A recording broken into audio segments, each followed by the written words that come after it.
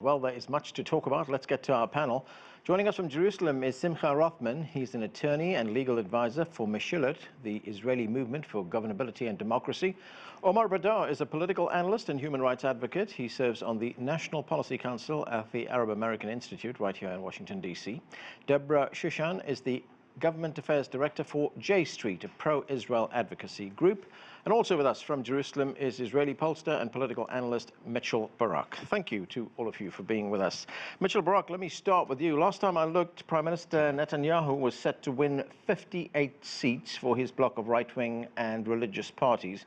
That is 3 short of a majority. Of course, the Israeli parliament has 120 seats in total. So what is your assessment? Do you think he'd be able to form a government? Well, I think the election is over, so we have to stop talking about left and right, and we have to start talking about putting together a government. And left and right doesn't matter anymore because he needs 61. And together, if Netanyahu's party Likud got together with the Gantz's party Blue and White, they would have a solid coalition at this point. And they could add another party. And Lieberman said that he would join a coalition like that, or might not. They could get 70 or 80 seats. So, yes, right now, Netanyahu has said he's going to try and form a coalition with the right bloc. The General Gantz has gotten on yesterday and said there's no way he's going to serve under Netanyahu. Okay, the election is over, and now the 120 elected members of Knesset have to sit down and figure how can they govern this country and not go to a 4th election. So there are a few options. Having said that, there's a few options. Netanyahu can try and pull in some of the lawmakers from the left of center, Blue and White Party. Gantz can try and do the same thing. We're right now going to be in a period of uncertainty for the next 2 weeks or so. Someone's going to form the mandate, and then they're going to try and form a government. Simcha Rothman, what is your view? As we heard, Netanyahu has some options. He's claiming victory, but he's short of a majority. So one politician we've been hearing about is the former defense minister, Avigdor Lieberman. He has 6 seats. He's estimated to get 6 seats after this election. He's a former ally of Netanyahu. How important does he become for the prime minister?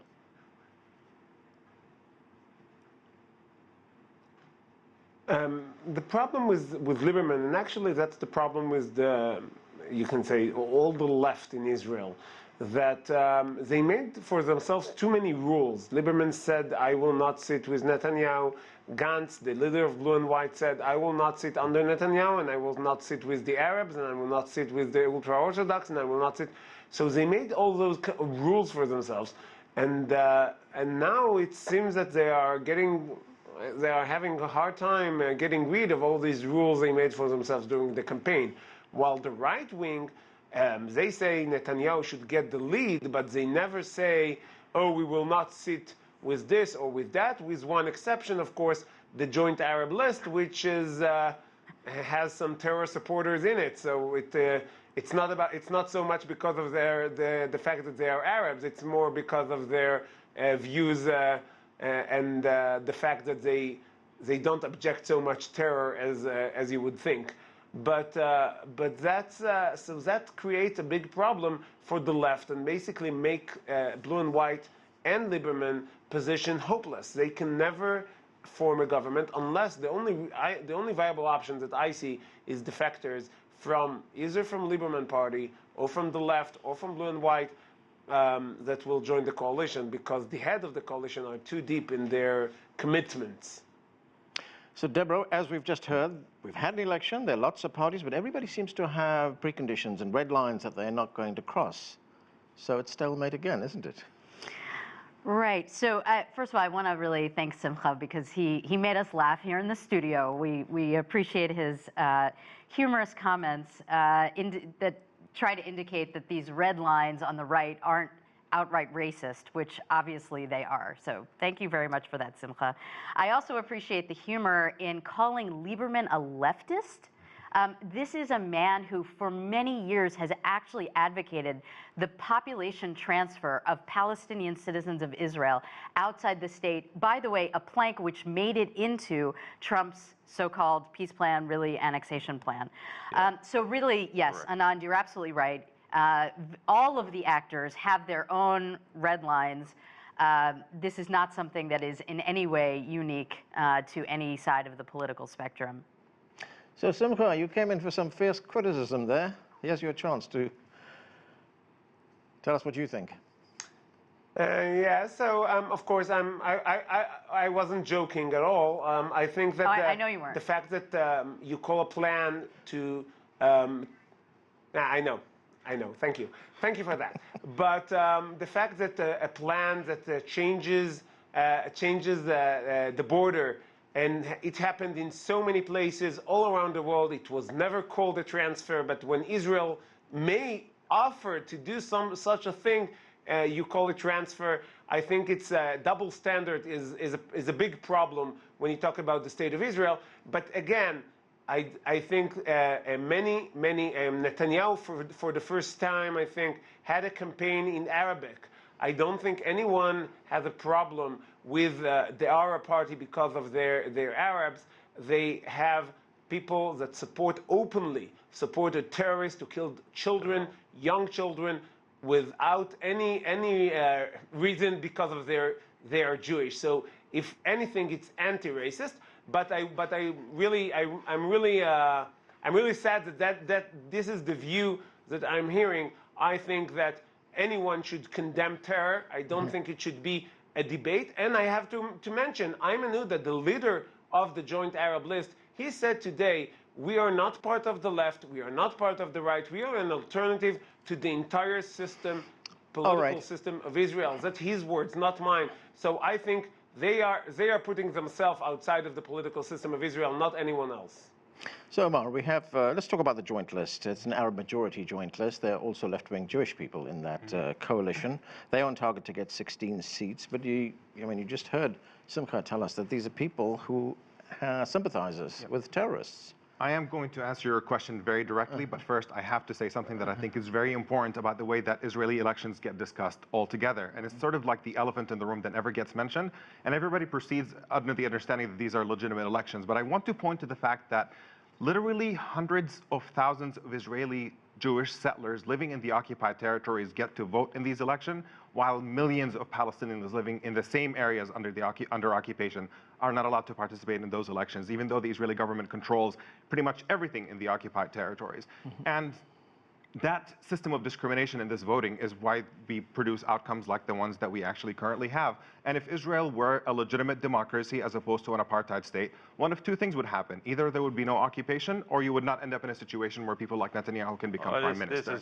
Now, as far as the Arab list is concerned, I think it is... One moment, Mitchell, I'll get to you. As far as the joint list is concerned, there is absolutely significant support. I think they responded specifically to the fact that there's a lot of anti-Arab incitement coming from Benjamin Netanyahu. I mean, there is this pretense that the Palestinian citizens of Israel are somehow stupid, that they can see that Netanyahu is inciting against them, but also running campaign ads in Arabic, and that they somehow might get confused. But there's no confusion at all about the fact that Netanyahu is running a racist campaign that targets Palestinian citizens of Israel and portrays them as other. And Simcha over here is pretty much exhibit A on sort of the attitude that is presented towards Palestinian citizens of Israel. All right, Mitchell, go ahead. You want to say something? Thank you very much. No, I mean, it is true that Netanyahu has used racist comments towards the Arab Israeli community and population. That has been deemed unacceptable by many people. That certainly shouldn't be part of the election campaign, and he's used it, and other parties have used it. But, I will say that last night he did call, which I believe was for the first time, that he wants to be everyone's prime minister. And now is the time to heal rifts. So that's, I think, an interesting part of Netanyahu's thing. I think Omar's comment about millions of Palestinians living in the West Bank not voting is one of the dumbest things I've heard in the last, week, and I've heard a lot of dumb things. I mean, there's an Oslo Accords since the early 1990s. 95% of the Palestinian population on the West Bank live under the Palestinian Authority, a government which actually supports terror and has nothing to do with the Israeli election. I mean, it has no place even in this discussion. So I know it's great that you can put in your points for calling Israel an apartheid state and they don't have the rights. It's just a silly comment. It has nothing to do with this. Unfortunately, because Mitchell, they you're really vote in the insulting the Palestinian intelligence. election. And in fact, Abbas is in his 14th year. He's Abbas is in his 14th year of his 4-year elected term. So why don't you call them, and why don't you have them run an election? And we can send some observers there. But the only place in the world where, in the Middle East, where the Arabs can vote, Muslims can vote in a free democratic election, is the 550,000 Israeli Arabs that turned out to vote yesterday. That absolutely makes no sense. First of all, there is democracy in Tunisia, there is democracy in Lebanon, so that is just absolutely categorically incorrect. And frankly, you are being incredibly insulting to the viewers by pretending that the Oslo process is somehow still alive and that the Palestinians are governing themselves. We are watching every day Israel build more and more illegal settlements. One moment, Mitchell. I'll get to you, Mitchell. Do you want to talk about the Omar? Do you want to talk about the election in Israel, or do you want to score your points? I will get you. Really, this is ridiculous. Yeah. What is insulting about your comments is that you're operating under the pretense that Palestinians can control their lives at a time when Netanyahu is endorsing a plan by Trump that pretty much puts the Palestinians under the complete and total control of the Israeli military from the north, south, east, and west. If you want to pretend that what the Palestinians are being offered is a state and that what they are being offered is self-governance, you're free to pretend that. But any thinking person watching the situation understands fully that the Palestinians are living under the complete and total control of Israel, as is absolutely self-evident by anybody who looks at the reality. I have honestly, to say, you should go ahead. Omar, let's talk about the election. That's great. Let's talk about the election. You want to talk about the election in Israel? Okay, you're both talking at the same time. I think we should. You're both talking at the same time. One at a time. I think we should. Go ahead, Simcha. Go ahead. Sorry. I think we should talk about the election. I think we should talk about the election. Of course, there were no racist comments from Netanyahu or any other in the right. The blue and white openly said, the main contender against Netanyahu, they said they will never sit with the terror sympathizers within the joint Arab list. I think that all the talk about the occupation is basically nonsense, but I don't think it's something we need to speak about. All right, I want to move on, Simcha. Deborah, when we talk about the election in Israel, it's...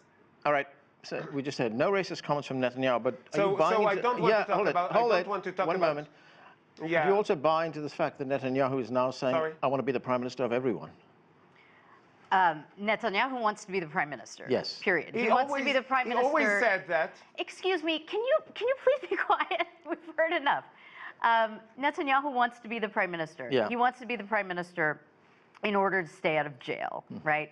That is what he cares about first and foremost. He cares about his personal interest and not the public interest.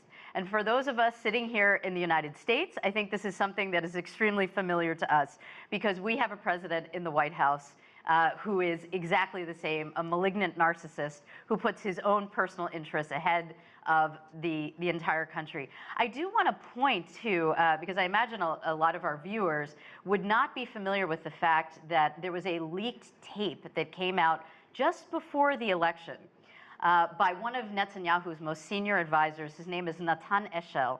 And he was actually caught on tape saying that it is hate that unites the right-wing camp, and that Likud's base, he spoke in the most disparaging of terms of the Mizrahi population. These are Jews from the Middle East, not from Eastern Europe, not Ashkenazi Jews, saying that they don't vote for politicians who act in the national interest. In fact, they vote for politicians who will rob and be a man. And so basically, this is what the Likud party thinks of its own voters, of its own base. And so, you know, I think that really speaks to Netanyahu himself as someone who cares about himself and his personal interest and, frankly, staying out of jail more than he cares about the national interest of all Israelis. Okay, Mitchell Barak, do you want to respond to that? Well, I mean, to call both the president and prime minister of Israel a malignant narcissist, I mean, is there something as a benevolent narcissist? I mean, this is just silly to call these people names. I mean, he's the leader of Israel. He's been the leader for, you know, more than 10 years. He definitely is interested in his own self-interest, like 99% of the leaders in the world. And that self-interest you know, is I don't staying out think of jail. we can hold him at fault for that. For now, it's staying out of jail and leading the people of Israel. But, you know, he didn't call in the past for uniting the people or for being everyone's prime minister. I don't remember that. I don't remember him getting up after Election Day and actually trying to reach out to other populations, including the Israeli Arab population, which he said last night. So I think that's very significant. that he did that. As far as the tapes go, I mean, yes, it is, unfortunate what those comments were. I do a lot of polling here, and for a lot of people that are voting for the Likud and voting for the right of center, they are looking for a very, very strong leader. Someone who can make them proud to be Jewish, right. Someone who can represent Israel to the rest of the world, someone who can get up in the White House, can get up in Congress, can get up in front of Vladimir Putin and fight for Israel's right. And he does that, and that's why he votes for him. And they don't care if he's indicted 100 times, and they don't care if he's convicted. He's the leader, and that's what they like. And hate is part of that, too. Okay, Deborah, interesting what Mitchell Barak says there, because the New York Times says there is a persistent divide between Israelis politically, but on the Palestinian issue, all sides lean right. In fact, both Netanyahu and Benny Gantz support the Trump plan, and this is what Netanyahu said during the election campaign. Let's watch. Throughout the campaign, I spoke about what we intend to achieve in the next years, applying sovereignty in areas of our homeland and our patrimony in Judea and Samaria and in the Jordan Valley, elimination of the Iranian threat, and signing a historical defense alliance with the United States, which I already discussed with President Trump, and establishing peace relations with leading Arab and Muslim states. So very ambitious goals he has there. So would it be fair to say that no matter what the final outcome of the election, this does not change the situation insofar as Palestinians are concerned? I think that is true. Yeah. I think that we are, look, we were in a very serious and terrible situation already before in terms of actual annexation on the ground, right? What we might call de facto annexation. The likelihood certainly of de jure annexation, of Israel proclaiming control over, certainly at least the territories that this joint U.S.-Israeli annexation committee, which is unbelievably being helmed by the U.S. ambassador to Israel. I mean, it's hard to imagine anything that could be more disgraceful and spitting in the face of international law than having an American official being in charge of something like that. Yeah. Certainly, I think the likelihood of de jure annexation has gone up. And that's, that is terrible for Israel. I mean, and let me be clear. I think in terms of the actual impact that is going to have on the ground, for Palestinians, the impact will be pretty negligible because the situation is already one, and as Omar has indicated, in which Israelis, the IDF practically, in practical terms, controls all significant aspects of Palestinian life in the West Bank.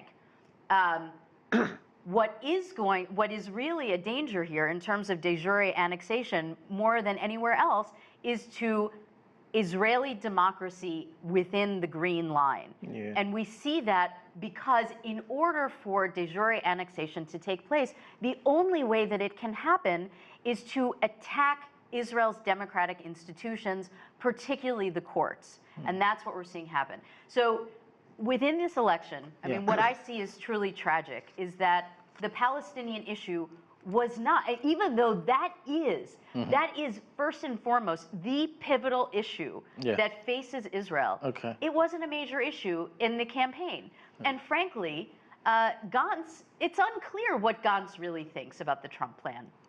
What we know is that Kahol Lavan, blue and white, they had a strategy of trying to peel off voters from the right wing. Right. And it didn't work. Okay, Because, nobody wants imitation Bibi Netanyahu. If you want Bibi Netanyahu, you're going to vote for Bibi Netanyahu. All right, let me go to Simcha Rothman on this, on the plan, on the Trump plan, or the Trump-Jared Kushner plan, Simcha. How much credence should we attach to it? But first, I mean, it came out just a few weeks before the election, so was this a serious first plan? I have Go ahead. First, I have a question. You introduced the person who spoke before me as a pro-Israel. She just said that basically 90% of the Jewish population of Israel political views are unacceptable to her. In what sense is she pro-Israel? Unless pro means something else across the sea. Because from the way I look at it from here, she's anti-Israel. She said basically every position in Israel, maybe 5% of the Israeli population supports her views. So what's pro-Israel about these views that we hear? If you want to bring someone who is pro-Israel, I think maybe next time choose someone else. But let's talk about the Trump deal. Okay, very quickly. The Trump deal being planned already for 2 or 3 years. Yeah. It was postponed because of the first election, and everyone thought it would be one-time election. It became 3 times election. Yeah. So at some point it should come out, and I believe it came out at the time that was good for President Trump and the time that was good for Benjamin Netanyahu. I think it's very credible. Yeah. Some of it is very dangerous for the Jewish people because it gives Palestinian state, which is a problem. But some of it is very good because we can apply sovereignty on areas that until now we couldn't. So it has its benefits, it has its dangers, and we need strong leadership to deal with the dangers and get the good things from this deal. All right, Omar, I want to talk to... Can I respond at some point sure. to the allegation that I'm anti-Israel? Yeah. Which is, of course, an extremely offensive allegation for you to make, Simcha, but I'm more than happy to respond to it. First of all, your statistic that 90% that 90% of Israelis support annexation, I am not sure where you are getting that. It is certainly not a statistic that I have ever seen. A plurality of Israelis continue to support a 2-state solution, even as that number drops, as it looks less and less likely that could actually be executed. But I have no idea where you're coming up with this percentage. But you know what, Simcha? You know what? Even if a majority... Count the numbers. Please stop? It's not so hard. You are extremely rude. Even if a majority, a strong majority, let's say, of Israelis supported annexation. Let's say, here, I'm an American, right? Let's say a strong majority of Americans support a position that I disagree with. Does that mean that if I disagree with them, that I am anti-American? Let me add to that. In fact, we've had a time in the United States where the majority of white people in this country supported segregation, and opposing segregation did not make somebody anti-American. That is a critical point. And the other thing that I think is really important to note is that what the Palestinians are being offered under Trump's plan is not a state. And hearing Simcha talk about it as if it's a state is really laughable. What they're being offered is an open-air prison in which they are completely under the control of Israel. And anybody whose IQ is above average room temperature can understand that this is apartheid, and apparently that's a group of people that Mitchell is not one of them. Okay, Mitchell, Barak, very quickly, I've only got about 20 seconds left. We've been hearing a lot of talk here about these polls, 90% of Israelis support annexation. You're the pollster. What have you been hearing? Yeah, I mean, I wouldn't say that I wouldn't say that sounds to me correct. What I would say is probably 90% of the Palestinians, by the way, just a correction, I didn't say believe the Palestinian Authority. Okay, we got it. 90% of Israelis believe the Palestinian Authority when they say we support terror, when they say we will pay terrorists, Palestinians who kill Israelis, we'll pay them a monthly salary. They believe Abu Mazen when he says they support terror. So that's the reason it's not part of this election campaign. Okay, because I know that's the reason that they don't support in the election campaign. Nobody cares about a Palestinian state because the Palestinian Authority, Mitchell, certainly in Gaza, the Hamas, and certainly Fatah in the West Bank, you can break in there. But you're talking about people that are openly supporting terror. Okay, we've got to finish that. Sorry, that's the end of it. We've run out of time. That's it for this edition of The Heat. I'm Anand Naidu in Washington, D.C. Thanks for watching. Hello, everybody. I'm Anand Naidu. If you enjoy the thoughtful, engaged discussions you see on The Heat, you may also want to subscribe to our podcast. It's appropriately titled The Heat. Twice a week, we take a deep dive on world headlines, talking to experts, journalists, and others. It's a fresh, focused, and intimate look at the issues that matter most. Whether it's the Hong Kong riots, the latest Middle East conflict, or US politics, the Heat podcast gives the clear context needed to understand both what's going on and why. And what's best, we come to you. Whether you're at home or on the go, you can find the Heat podcast just about anywhere podcasts are found. Just search The Heat CGTN. Have a listen today and subscribe. Thanks.